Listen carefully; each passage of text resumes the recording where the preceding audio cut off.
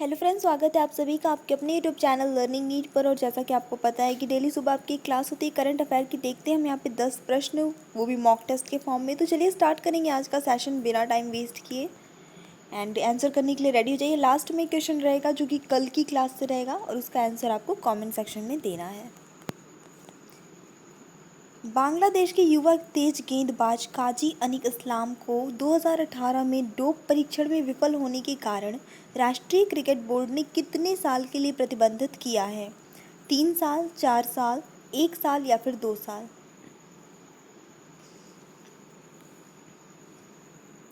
तो यहाँ पे जो सही उत्तर होता है वो हो जाता है आपका ऑप्शन नंबर डी, 2 साल के लिए किया है। अगला प्रश्न, केंद्रीय मंत्रिमंडल ने हाल ही में पारंपरिक चिकित्सा पद्धति और होम्योपैथी के क्षेत्र में सहयोग पर भारत और किस देश के बीच समझौता ज्ञापन को मंजूरी दे दी है? Libya, Zimbabwe, Morocco, Nigeria? सही उत्तर होता है इस प्रश्न के लिए आपका option number B, Zimbabwe. Pakistan cricket board ने पाकिस्तानी बल्लेबाज उमर अकमल को कितने साल का बैन घटाकर 18 महीने का कर दिया है? 5 साल, 7 साल, 3 साल या 2 साल? तो ये बैन जो था वो 3 साल था, तो ऑप्शन नंबर सी यहाँ पे सही हो जाता है। अब इसको घटाकर 18 महीने कर दिया गया है, मतलब कि करीब 1.5 साल। भारतीय मूल की निम्न में से किस लेखिका के उपन्यास बर्न्ड शुगर को प्रतिष्ठित अवार्ड बुकर हेतु शामिल किया गया है? अवनी जोशी, मन्नू भंडारी, रमणिका गुप्ता, उषा प्रियनवदा? तो ये क्वेश्चन आपका थोड़ा इंपॉर्टेंट रहेगा क्योंकि बुकर सम्मान में आ जाता है। अगर अभी सिर्फ शामिल हुआ है, विनर जो भी रहेगा वो आपको याद रखना होगा। तो यहाँ पे सही उत्तर होता है इस प्रश्न के लिए आपका option number A, Avani Joshi. और एक प्रश्न आपका यहाँ से जीके का भी बन जाता है कि बर्न शुगर की लेखिका कौन है? अवनी जोशी।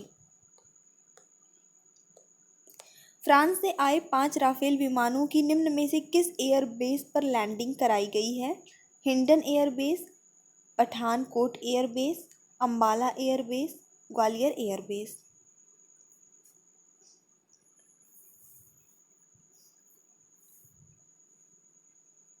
तो यहाँ पे जो सही उत्तर होता है वो हो जाता है आपका option number C, Ambala airbase पर जो है इनकी लैंडिंग कराई गई है। आपको पता है कि भारतीय वायुसेना के बेड़े में 5 जो है सुपरसोनिक राफेल शामिल हो गए हैं और इन्हें जो है 29 जुलाई 2020 को इनकी लैंडिंग जो है कराई गई है अंबाला एयर बेस पर।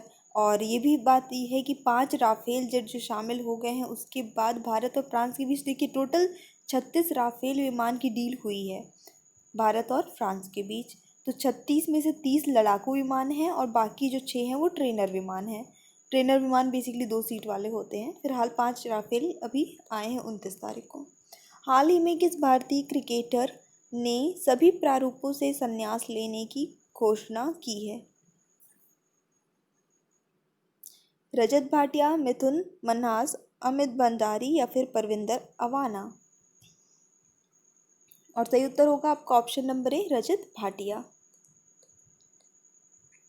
चीन ने पृथ्वी का अध्ययन के लिए निम्न में से कितने नए सैटेलाइट लॉन्च किए हैं?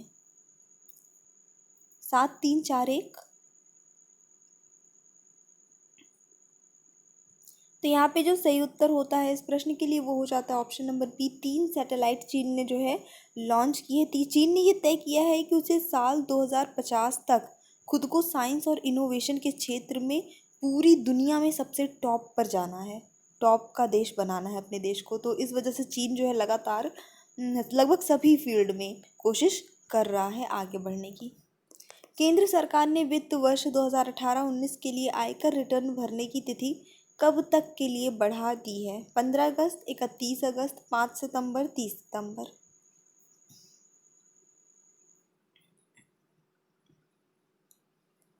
सही उत्तर होता है इस प्रश्न के लिए आपका ऑप्शन नंबर डी, 30 सितंबर। अगला प्रश्न, महाराष्ट्र सरकार ने कोरोना वायरस प्रसार को देखते हुए राज्य में लॉकडाउन किस तारीख तक बढ़ा दी है? 10 अगस्त, 15 सितंबर, 31 अगस्त या 30 सितंबर? सही उत्तर होता है इस प्रश्न के लिए आपका ऑप्शन नंबर सी, 31 अगस्त तक के लिए जो है महाराष्ट्र सरकार ने लॉकडाउन बढ़ा दिया है। आईआरसीटीसी ने निम्न में से किस बैंक के साथ मिलकर रुपे कार्ड लॉन्च किया है? भारतीय state bank, Punjab national bank, देना बैंक या बैंक ऑफ इंडिया? और सही उत्तर जाता है इस प्रश्न के लिए आपका भारतीय स्टेट बैंक यानी कि SBI। आ जाते हैं हम आपके आज के प्रश्न पर। तो अंतर्राष्ट्रीय बाघ दिवस निम्न में से किस दिन मनाया जाता है? इसका आंसर आपको कमेंट सेक्शन में जाके देना है। 15 मार्च, 10 मई, 19 जनवरी, 29 जुलाई। और अगर आपको वीडियो पसंद आया हो, शॉर्ट सिंपल सा लगा हो, तो प्लीज़ लाइक करिए, शेयर करिए और सब्सक्राइब भी कर दीजिएगा। So thanks for watching, keep studying and bye bye.